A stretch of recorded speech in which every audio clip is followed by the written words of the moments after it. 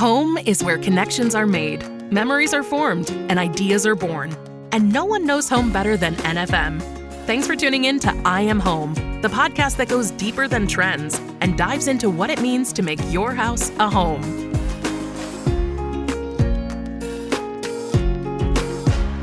Hello, and welcome to I Am Home, the Home Life Best Life podcast. I'm Tyler Wisecup, joined by my co-host who brings peppermint sass and home life class to our podcast. It's Becca Sudbeck. Hi, Tyler. Hi, Becca. And our other co-host, she puts the ornery and ornament, the the glitz and glitter. It's the queen of Kitschmas. It's Hilary Woltemath.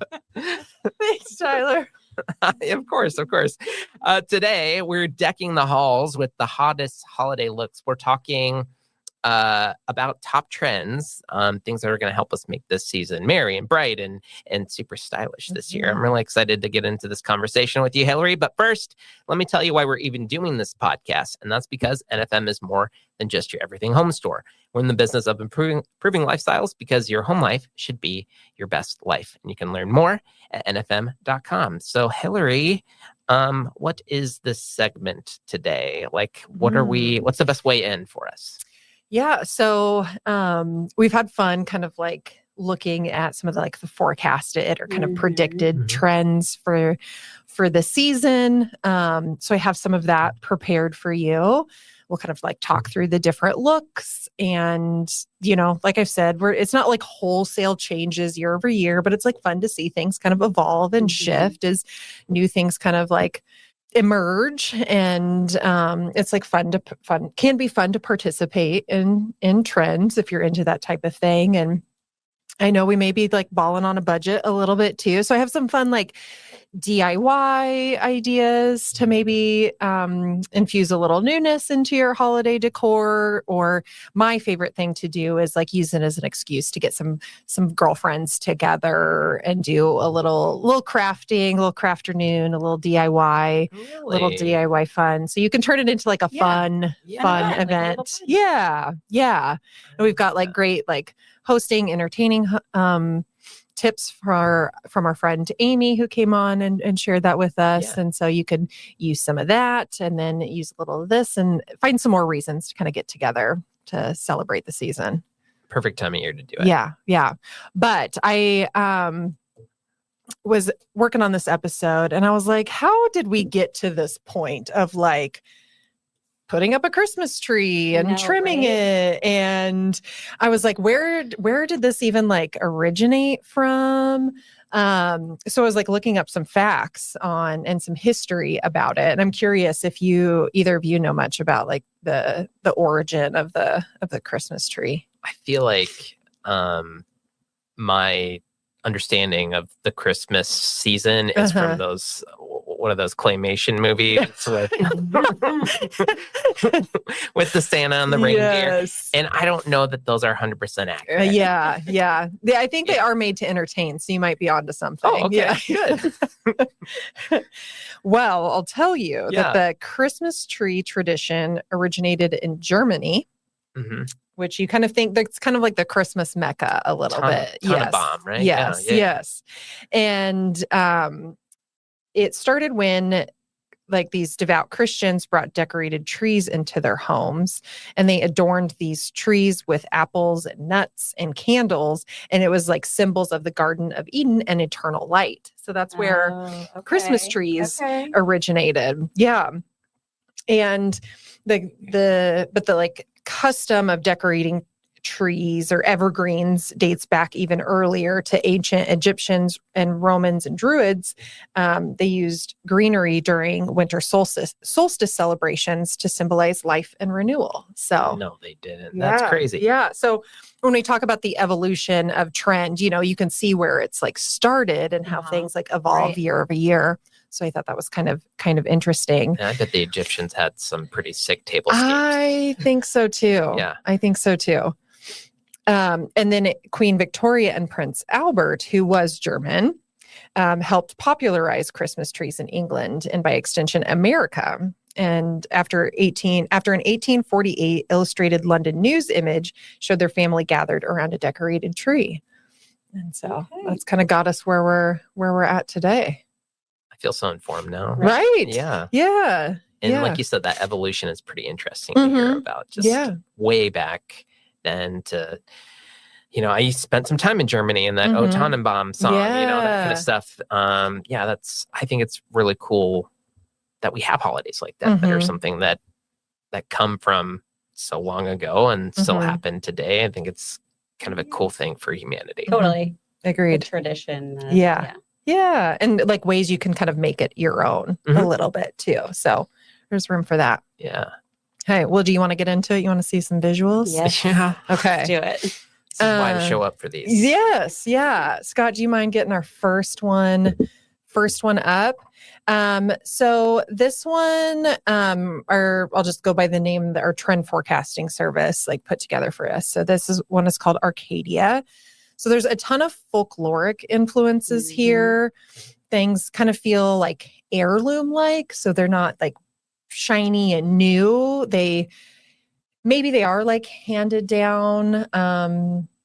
They're older or like pieces that are inherited, or maybe they just kind of look like it if you don't have that necessarily. Or maybe it's like new, but it was like hand painted. So it just has that like hand touched element to it. And what's like fun about this one is it's a nice like bridge a little bit between fall and holiday, because we're finding people are wanting to decorate earlier and earlier. And I'm sure people, like when the team gets the trees up in the store and sets all of our sellable accessories out, there's some surly people are like, it starts earlier and earlier every year. But there's like, I think like Google search data that they start to see like holiday decorating ideas, like that search starts to you see like a trend up starting in September. Yeah. And because when you think about it, time like it goes so fast. Like by the time you like hit September and then it's like Thanksgiving, you're like it goes so fast. Yeah. It feels like a shame to not have anything in your house if you want to decorate. Until November, after Thinksgiving. You're at least making it worth your while. It's up for a little bit. Yeah. So this is like a fun one if you love decorating for both seasons and you're trying to get the most out of it. Like this is a nice look that helps you kind of like bridge those two styles together. Right. And so in here there's like aged brass, like rattan, warm, kind of like natural wood, some chunky knits. The patterns are fun. If you want to go to the next image, Scott, I think I have some little bit in there. So like stripes, fun mixes of plaids. There's a lot of discourse on the internet right now about the Ralph Lauren look, like to Christmas, but it's that fun mix of plaids. And I think the thing here is like that sense of nostalgia, like that brings a ton of comfort to people. So there's something about that like old world style, the use of plaids that feels like familiar, and like it's like connected to tradition a little bit. So there's like something very comforting about that. So I think that's going to continue to grow because there's a lot of interest in that. Some fun DIY ideas for this one. Like there's a lot of things made from like scrap fabric. So in the top left corner is like some garland that they cut stars. I didn't know that was scrap fabric. Yeah. So just really like cute scrap fabrics, you can find that pretty affordably. And like this one, it's just cut. There's some where they've made ornaments where they're like cut and hand sewn if you want to stuff them a little bit, but you don't necessarily have to do that. I think we're still going to see a lot of bows this year. Bows have like increased they're still everywhere. Yeah. So you could do something fun with that. Take scrap fabric. You can rip it so you get that like frayed edge, which is like a fun texture. Yeah. And you could do bows across your garland, or you could if you have like evergreen garland or just like classic pine garland, you can work some of that in to make it feel fresh and new. If you're wanting to shake that up a little bit, you could use it to make your tree skirt as well. The top right, I thought this was fun. I don't know if you've ever done one of those like gingerbread house making kits. It never works. It never stays together. It is very tough to get it to stay together. Everything is like sliding off. But they did this out of cardboard and just like a paint pen they made. Like a gingerbread house. Yeah. And like use some of those like more folkloric kind of style patterns in that as well too. And it's not gonna like, I don't know, those gingerbread house, you want to eat those necessarily, but this one is going to hold up for the season. Or if you have like little ones, this is like a fun craft to do. And it's maybe a little less messy, maybe a few less tears involved. I know in our household, I was quite distraught when it Your gingerbread house didn't quite make it. Yeah, that bothered me. That bothered me a lot. But yeah, the other fun one in here is like paper stars. If you've seen the kind of like those Scandinavian like paper stars, like that could be a fun one. You could make some giant ones, hang them from your ceiling, or you could make smaller ones, turn it into garland. But really like economical options if you want to introduce a little bit of new, or like I said, if you love you're looking for a reason to get together with some girlfriends. This is something you can consider. I like the idea of this one too, like having that. Obviously, you talked about this being handcrafted, but like some of the fabrics. I mean, you can like sentimental fabrics that you have that you're not using anymore. Something on your like carry on the season. I just like it feels like there could be a lot of opportunities to do things like that. Yeah, totally. In this style, and like you said, with the people that you love. Yeah. And if you decide not to use it again, or if it goes in the bin and you pull it out in a few more years, like you're not that heartbroken about it because it didn't cost you. Cost you a fortune. Okay. Ready for the second one? Yeah. Okay. So timely to your point, this one is called Tannenbaum. Oh, yes. If you want to, thanks, Scott. So this one feels a little bit more luxe, a little richer in like color and like the elements that are in here. This is about like understated luxury. So the materials feel really luxurious, but the silhouettes are a little bit more modern. It's a little tough to see, but on the top left are some like brassy gold, like a shinier brassy gold, like tree, but very clean, like triangular shapes. It's modern in their like silhouettes, but the finishes feel like very luxe. They're super shiny and like you said, that clean, really clean line with those triangles too. Yes. So this is like that nice mix of modern and traditional. So if you feel like your decor is really traditional and you're wanting to go more modern, or if you feel like your decor is really modern and you're trying to bring in some like traditional elements, again, talking about that sense of nostalgia we're longing for, this is like a fun one to kind of embrace. This, not that you need the permission, but this, like seeing this, like, I hope gives you some idea on how you can start to blend the two. Really moody, dark moody tones in this too, if that's your vibe. Expect to see a lot of burgundy. We've seen like red trending up for a while, but I anticipate to see a lot of burgundy this year, and I think it works with the color palette of this one really, really nicely. Super elegant, just feels classy. Yes, lots of velvet, faux furs, mercury glass, a little bit of glitter, like we're not getting crazy with it, just a little bit. This isn't like the stardust thing for Halloween the other year. Nope. This one is fun too because there's like some plaids in it. Like plaid's just like a classic, like iconic Christmas pattern.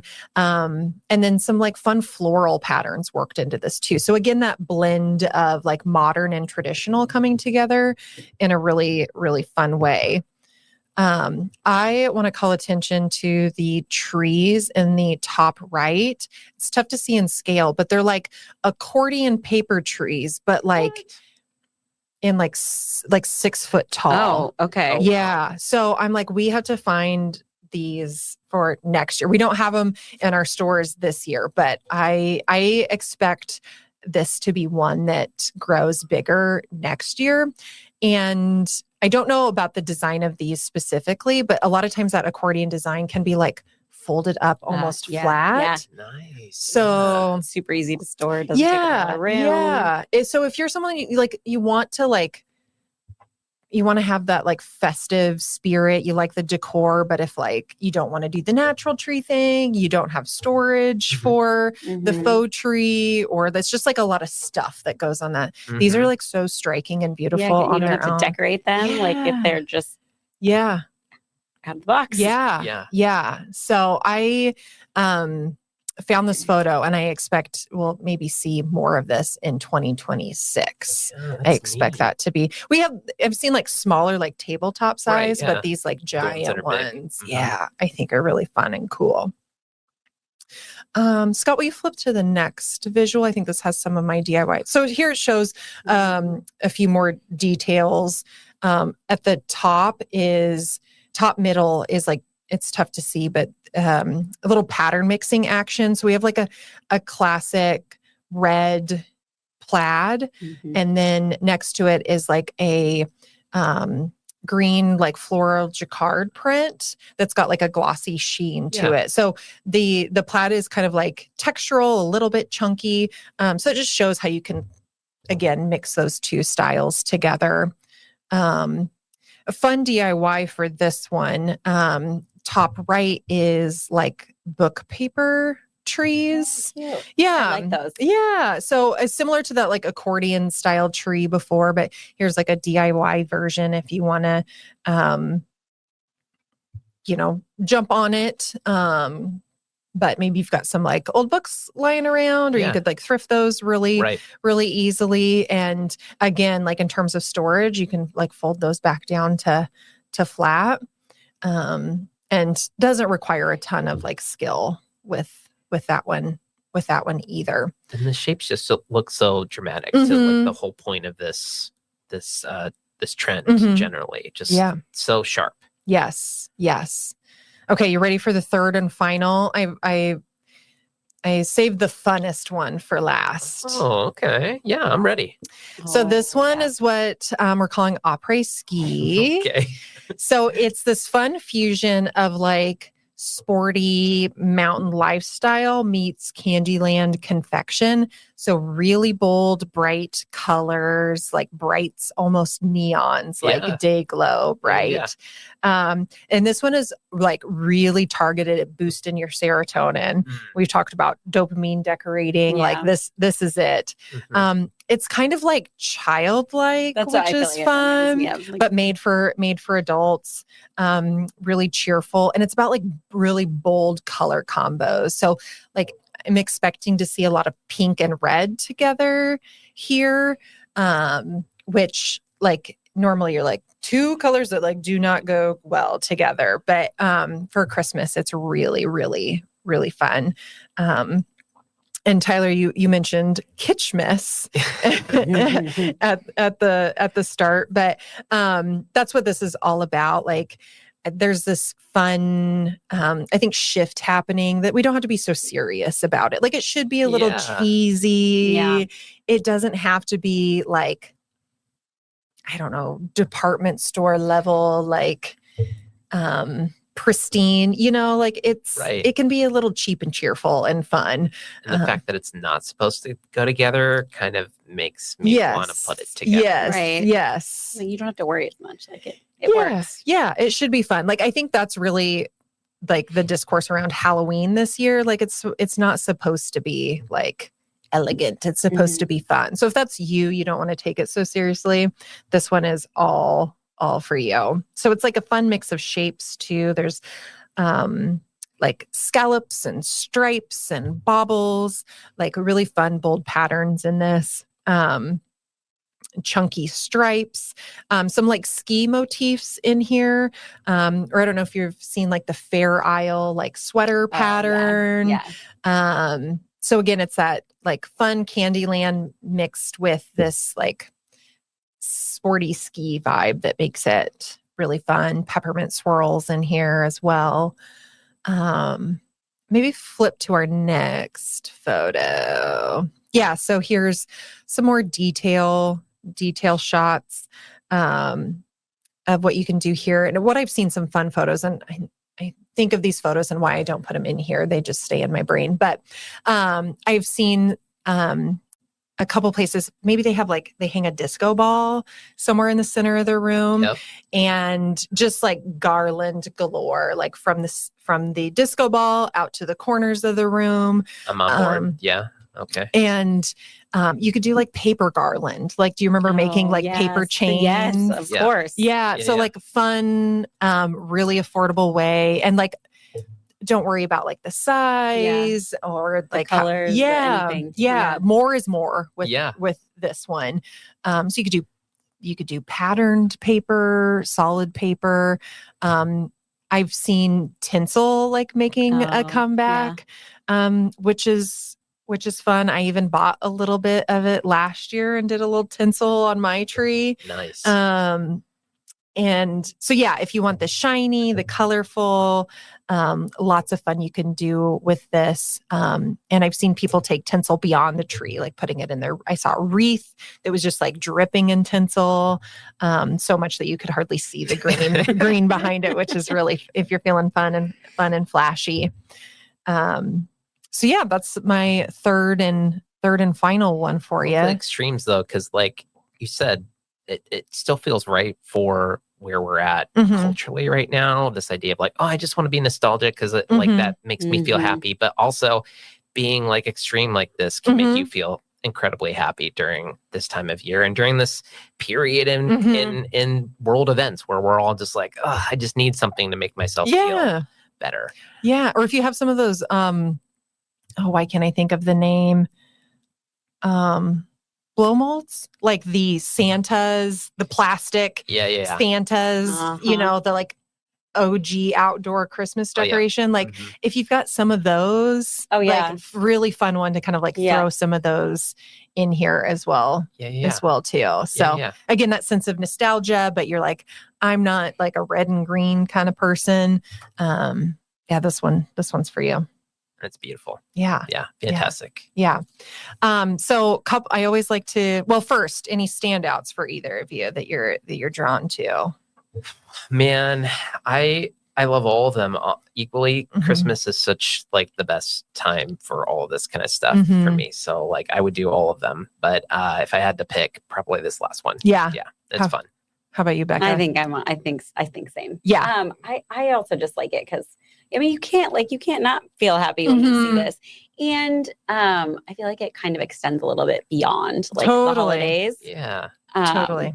So I don't know. I think that one's really fun. Yeah. Great point about, extending the holidays. I always like to leave with a couple of little anecdotes, a couple words of encouragement maybe, but there's actually some science that tells us that decorating for the holidays boosts happiness. Psychologists say it triggers nostalgia and dopamine, giving you a literal mood lift. So not that you need my permission, but put that tree up as soon as you darn well please and leave it up as long as as your little heart desires. There's no rules. You can make your own. And again, a little anecdote about trend. I wanted to pass along something that kind of stuck with me. An interior designer, content creator that I found via social media. She's based out of Denver. She talks about trend in a really fun way, but she talks about like trends. You're not designed to like jump all in on every single one. And we've talked about how fast the lifestyle is. Like pluck a few things that you're drawn to, that you like, and that's like to the point about finding our personal styles. Like you don't have to go all in on every single one. Yeah. You don't have to follow the quote unquote rule book. But yeah, just pluck the pieces that you're drawn to or you think you'd like. I should mention the handle of this person I'm talking about. Her name is Lily Walters. Her handle's Lil Swalty, which I think is really fun. She's a really fun follow. If you're someone that likes to stay up on the trend discourse. So. Yeah, and sounds like be motivated around it as well, and to feel like you can actually figure out what that's going to look like. Yeah, which we hope to do too. So. Yeah, she talks about a really relatable way. So highly recommend. These are so fantastic. Anything else, Hilary? That's all I'll leave you with. Well, thank you again. It's no doubt about it. I'm now ready to deck my home's halls this year. Shout out to Becca, our producers, Ann and Scott, and all of you for listening. Keep liking, subscribing, and rating, and doing all the things wherever you listen. Until next time, here's to making your home life your best life, one story at a time. Thanks for joining us today for I Am Home with Tyler Wisecup, Hilary Woltemath, and Becca Sudbeck. No one knows home quite like NFM. So if you'd like more information on home design at NFM, please check out nfm.com and leave us a review on the podcast platform of your choice.